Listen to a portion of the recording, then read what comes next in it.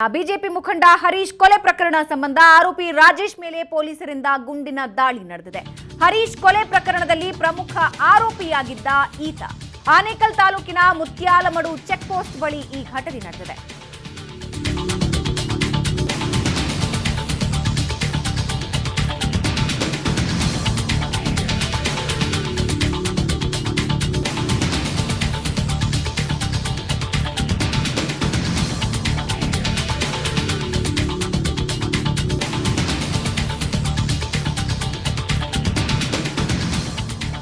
ಸರ್ಜಾಪುರ ಪೊಲೀಸರು ರಾಜೇಶ್ ಕಾಲಿಗೆ ಗುಂಡಿನ ದಾಳಿ ನಡೆಸಿದ್ದಾರೆ. ಪೊಲೀಸರಿಂದ ತಪ್ಪಿಸಿಕೊಂಡು ಹೋಗುತ್ತಾ ಇದ್ದ ವೇಳೆ ಈ ಘಟನೆ ನಡೆದಿದೆ. ಗುಂಡಿನ ದಾಳಿಯಲ್ಲಿ ಗಾಯಗೊಂಡಿರುವ ರಾಜೇಶ್ಗೆ ಸರ್ಕಾರಿ ಆಸ್ಪತ್ರೆಯಲ್ಲಿ ಚಿಕಿತ್ಸೆ ನೀಡಲಾಗ್ತಾ ಇದ್ದು, ಆನೇಕಲ್ ಉಪವಿಭಾಗದ ಡಿವೈಎಸ್ಪಿಯಿಂದ ರಾಜೇಶ್ ಮೇಲೆ ಶೂಟ್ಔಟ್ ನಡೆದಿದೆ.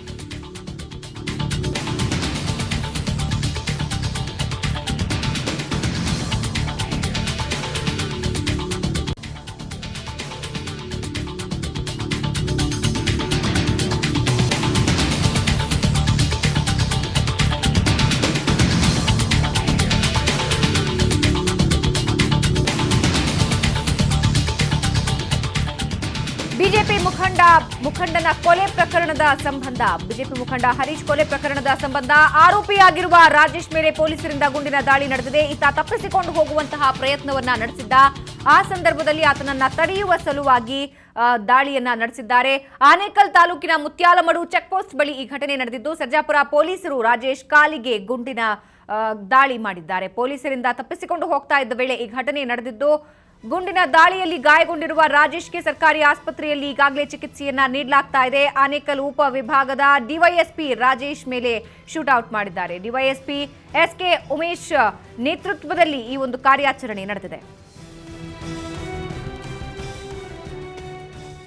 ಈ ಬಗ್ಗೆ ಮತ್ತಷ್ಟು ಡೀಟೇಲ್ಸ್ ನೀಡ್ತಾರೆ ನಮ್ಮ ಪ್ರತಿನಿಧಿ ಆನೇಕಲ್ ಮಂಜುನಾಥ್, ಒಟ್ಟಾರೆ ಪ್ರಕರಣ ಹಾಗೂ ಶೂಟ್ಔಟ್ ಈ ಎರಡು ಘಟನೆಗಳನ್ನ ವಿವರಿಸೋದಾದ್ರೆ? ಭಾವನಾ, ಏನು ಕೇವಲ 2.5 ತಿಂಗಳಲ್ಲಿ ಆನೇಕಲ್ ತಾಲೂಕಿನ ಇಬ್ಬರು ಪ್ರಮುಖ ಬಿಜೆಪಿ ಮುಖಂಡರ ಹತ್ಯೆ ಆಗತ್ತೆ. ಇದರಿಂದ ಸಾಕಷ್ಟು ಪೊಲೀಸರು ಸಹ ಒತ್ತಡಕ್ಕೆ ಒಳಗಾಗ್ತಾರೆ.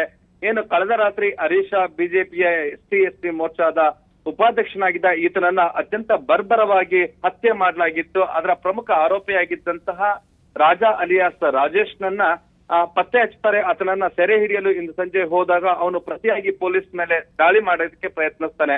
ಆನೇಕಲ್ ಪಟ್ಟಣದ ಹೊರಭಾಗದಲ್ಲಿರ್ತಕ್ಕಂತಹ ಮುತ್ಯಾಲಮಡು ಚೆಕ್ ಪೋಸ್ಟ್ ಬಳಿ ಇವನು ಅಡಗಿ ಕುಳಿತಿರ್ತಾನೆ. ಈತನ ಸೆರೆ ಹಿಡಿಯುವಂತಹ ಸಂದರ್ಭದಲ್ಲಿ ಯಾವಾಗ ಪೊಲೀಸರ ಮೇಲೆ ಇವನು ಮಾರಕಾಸ್ತ್ರಗಳಿಂದ ಇವನು ಹಲ್ಲೆ ಮಾಡೋದಕ್ಕೆ ಮುಂದಾಗ್ತಾರೆ. ಅನಿವಾರ್ಯವಾಗಿ ಪೊಲೀಸರು ಗುಂಡು ಹಾರಿಸಬೇಕಾಗತ್ತೆ. ಏನು ಡಿವೈಎಸ್ಪಿ ಎಸ್ಕೆ ಉಮೇಶ್ ನೇತೃತ್ವದಲ್ಲಿ 5 ತಂಡಗಳನ್ನ ರಚಿಸಲಾಗಿತ್ತು. ಅದರಲ್ಲಿ ಆನೇಕಲ್ ತಂಡ ಒಂದು ಮತ್ತು ಸರ್ಜಾಪುರದ ಎರಡೂ ಪೊಲೀಸ್ ತಂಡಗಳು ಈತನನ್ನ ಸೆರೆ ಹಿಡಿಯಲು ಯತ್ನಿಸಿದಾಗ ಈ ಒಂದು ಘಟನೆ ನಡೆದಿದೆ. ಉಮೇಶ್ ಅವರು ತಮ್ಮ ರಿವಾಲ್ವರ್ ನಿಂದ ಆತನ ಬಲಗಾಲಿಗೆ ಗುಂಡು ಹಾರಿಸಿದ್ದಾರೆ. ಈಗ ಆತನನ್ನ ಸೆರೆ ಹಿಡಿದು ಆ ಹೆಡೆಮುರಿ ಕಟ್ಟಿ ಆತನನ್ನು ತೆಗೆದುಕೊಂಡು ಬಂದಿದ್ದಾನೆ. ಆನೇಕಲ್ ಸರ್ಕಾರಿ ಆಸ್ಪತ್ರೆಯಲ್ಲಿ ಚಿಕಿತ್ಸೆಯನ್ನ ನೀಡ್ತಿದ್ದಾರೆ.